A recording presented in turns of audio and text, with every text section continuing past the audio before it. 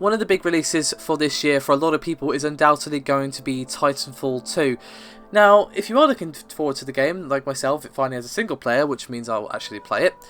You might be wondering, what's happening with the multiplayer? If you played Titanfall 1, you probably are aware that of course it was an Xbox and PC only game, and that meant that the game used Microsoft Azure Cloud for dedicated servers around the world. Now, for most people, this worked just fine. Many people have local Azure servers the game connected them to, and it was all gravy.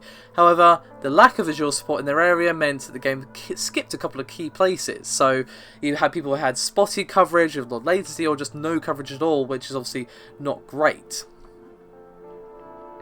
However, that is not the case with Titanfall 2, as Respawn announced a partnership today with Multiplay. You probably recognise that name as a PC gamer, as they have their fair share of the GSP market in the UK as well as worldwide.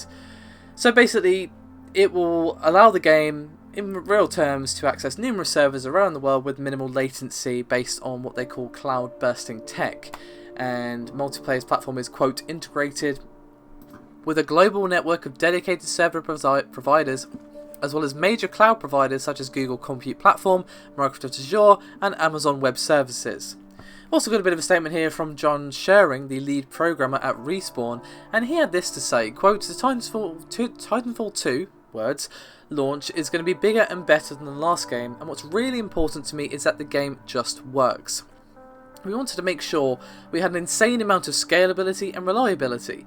So we partnered with Multiplayer because they have a great deal of expertise in game server hosting and a very clever auto-scaling product that can abstract away different cloud environments to let us focus on making games. We have been working closely with Multiplayer to ensure we utilise multiple clouds as well as bare metal servers in every region our game will be on sale. So basically, for those of you who had lag issues or connection issues or whatever with the Titanfall 1 gameplay, hopefully they won't affect you this time around, as they will be using a completely different methodology to get the game to you, as of course it is out on PC, PS4 and Xbox One instead of just being a PC and Xbox only game like we had last time around.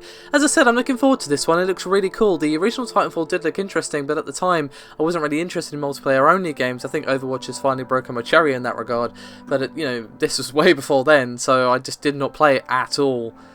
And that might actually change this time around because, again, single player looks great, and maybe gave the multiplayer a try. Why not? I'd love to hear some thoughts from guys who perhaps played the first Titanfall though and perhaps experienced these issues. I'd love to hear your opinions, as always.